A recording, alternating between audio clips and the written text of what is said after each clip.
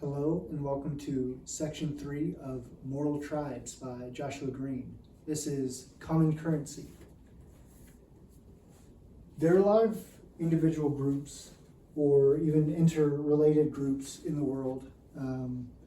There are religious groups, political groups, in the US especially the last few years or more than that. Things seem to be more divisive than they have in the past, and I think I've seen data that backs that up. The problem with a lot of these groups and their conflict is that we don't have the same values, or at the very least those values manifest themselves in different ways. So you can think of, say, conservatives and progressives in the US. Progressives in certain ways differ, of course. In Jonathan Haidt's conceptualization, in the moral foundations model, they have a couple fundamental values that they hold dear, and then maybe don't care so much about others. And I think Jonathan Haidt generally views progressive individuals as being more as having a singular value, preferring a singular value, whereas conservatives or collectivists tend to have a wider array of values to taste from. Jonathan Haidt would say that they have more taste receptors. In the same way, religious groups differ in what exactly their moral propositions are, even though there are some fundamental values like the golden rule, where you should treat others how you treat yourself, or you should treat others how you want to be treated. That seems to be an underlying theme for basically every religion. But there are, at first sight, differences, and those differences cause conflict. And the problem Greene sees with normative ethics thus far has been that we've tried to reconcile those problems and figure out what the best way to act is in a normative sense. So utilitarianism says we should every one of us, do this one thing or maximize utility. And deontological theory says there are rights and duties. There are some things that you should do all the time, like the categorical imperative, and there are only a few exceptions to some of those rules. And really trying to figure out, like, should we believe in a God? Should we not believe in a God? Should we exist in a patriarchal structure within our families or not? Or should it be more equal? And Greene says these ideas are obviously conflicting and somewhat contradictory, and we all hold them close to our hearts. They're all emotional ideas. What we need is a meta-morality to bridge the gap without changing anyone's mind about their values necessarily. Although at the very end of the book, I think he contradicts himself a little bit, and maybe I'll talk about that later. But so his whole argument is to come to a conclusion that is a meta-morality that addresses normative ethics and normative claims in a way that takes into account everyone's view. So we'll kind of review consequentialism and his path towards deep pragmatism now. Like in last video, I talked about a little bit, but consequentialism basically means that we look towards consequences as opposed to the means by which we come to those consequences when we're making ethical decisions. that is what we should do. Whereas deontology, of course, is more like we should not treat other people as a means to an end. We should also be aware of the means itself. Consequentialism is all about the end.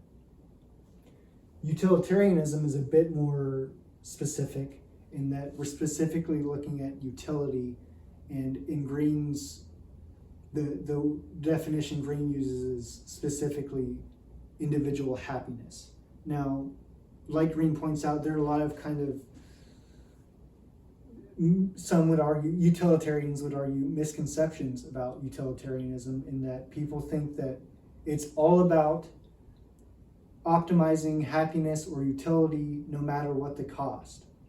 So there's a famous example that Greene cites in his book or a counter argument to utilitarianism about, well, if this person who is just chilling on his couch, he's not really doing anything for society, he doesn't have a job, he doesn't have a family, he just kind of sits on his television, or sits on his couch and watches television all day, and we have these 5 people who are in the hospital and need organs, okay? Well, the counter argument to utilitarianism is that a utilitarian would take that individual who's just sitting on his couch all day, not really doing anything, put him on the operating table, take out his organs, because thankfully he's a match for each of those 5 people who are actually contributing to society, and we're just going to take his organs, give it to them, and that maximizes happiness, even though we killed this person. Greene says, no, wait, like obviously people are going to say, well, that's a pretty gross thing to do, this person deserves to be alive. Greene says, wait, what kind of rational person, even if you're a utilitarian, do that? That's not what utilitarianism is all about, which is why he labels it deep pragmatism instead. Deep pragmatism is all about reasoning, rationality, and choosing the optimal outcome while considering that everyone is worth equal value. And so I'll kind of get more into that later, a little bit later, but that's kind of the framework of the definition for deep pragmatism. It's very much about being practical, fundamentally, consistently when we're making ethical decisions. So kind of reviewing the automatic versus manual mode, I talked about it a little bit last video. Automatic mode, and in Greene's camera analogy, the analogy, of course, analogizes his dual process model of cognition, that being intuitive or emotional versus more deliberate, cold reasoning. Automatic mode is intuitions, because you kind of use it to just kind of get a good enough picture.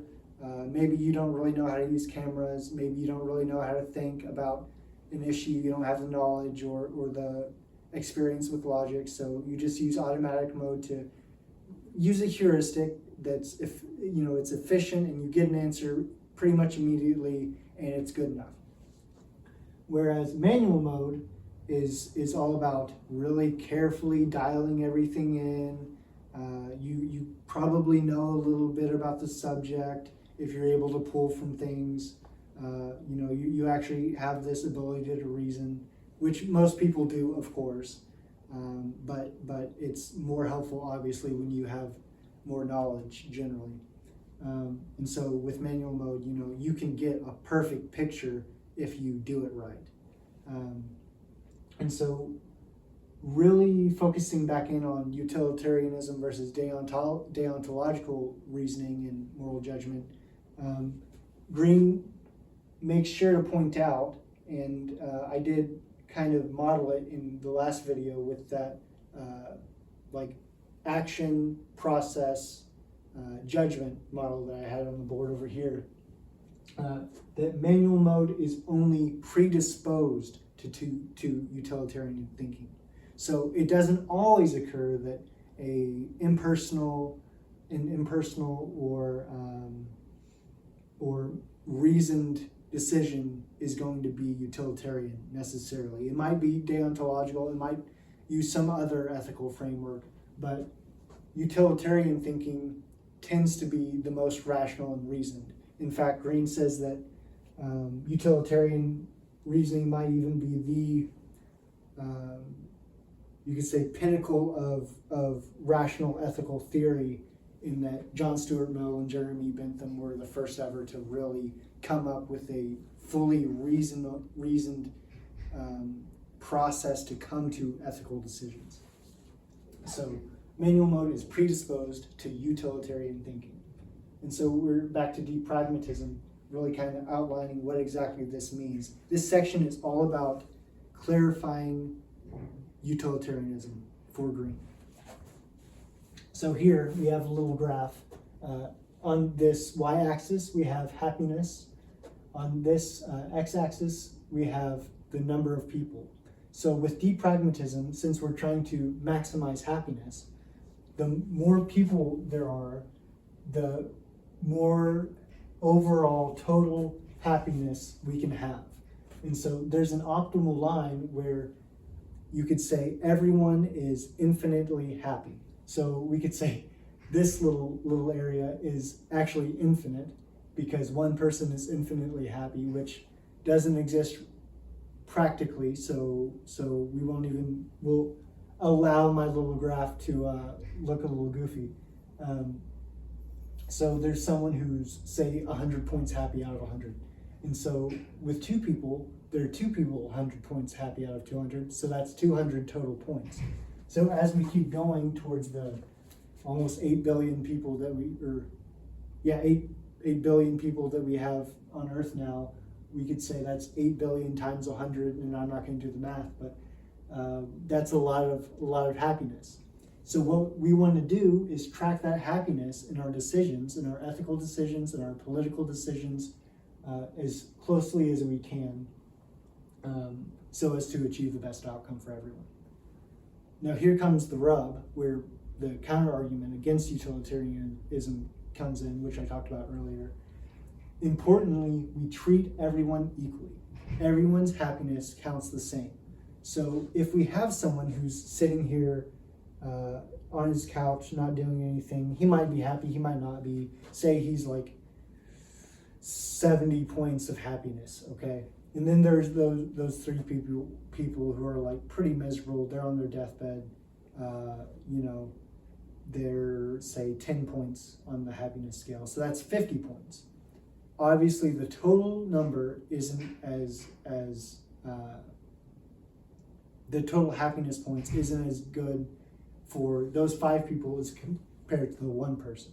So a counter argument would be, well, out of total happiness, why don't you just kill that person, or let those 5 people die, rather. That would be the counter argument, and that would be like, well, maybe we shouldn't do that. So maybe there's a situation where the person is at 30 on happiness and everyone else is, say, or rather, it would make sense, because if everyone's a 10 on happiness, that's only 50 points. And so if we could get a maximum of 500 points with those 5 people, but only 100 points with that one person, why wouldn't we just take out his organs and give it to them so they could be closer? Say they all become 50 or even 70 with that in happiness with those organs, and the other person is a 0 because he's dead and he's gone. Then that's still more total happiness points than we had earlier, so that would be the utilitarian decision. However, we have to remember that why would we kill someone just to save other people? This person is not, we haven't asked him. He might say, yeah, I can give you a few organs as long as I can still live. There might be other solutions. There are other people in the world who exist who can also give organs. And so really Greene's argument is that we can come to a decision that comes pretty close to the optimal line without also inflicting suffering on other people. And importantly, that suffering for other people is greater or more intense than than the happiness that can be gained from making those people suffer. So an example that he cites is slavery. I have to be careful with this, but you can say that to some extent slavery, or the work produced by slavery, made the United States a better place in terms of infrastructure or economy. You could also argue that we can do a better job than that, and I would say at the very least, I would rather we have maybe any marginally less economic growth from not having slaves than have slaves and inflict those people with suffering and have any marginal amount of more of growth, economic growth than we'd have. But with slavery, we're subjecting a group of people, say one person, say we have one person who, if we subject them to slavery, the rest of the world gets infinite or 100 points of happiness. That would, to most people, popularly, that would be the utilitarian judgment. But to Greene, and probably to other utilitarian thinkers, as Greene supposes, that wouldn't be the right answer, because we have to put this person under immense suffering. And obviously, just about everyone would, if they had a choice between being a slave and being less than optimally happy, or having someone else be a slave or be less than optimally happy, they would choose to be less than optimally happy. I'm not doing a great job of articulating his point, but the fundamental issue is that suffering, it hurts more than happiness feels good. And so we shouldn't think of happiness as a currency exactly. We should think of it as what it is, and kind of not necessarily not quantify it, but be reasonable about how much suffering really goes into something like slavery, into something about like being abducted from your couch while you're watching TV and having your organs ripped out and die. So that is section 3 of Moral Tribes. I'll probably have the next 2 videos up next week. Pretty busy right now, but thank you for being here, and thank you for watching, and I'll see you next video.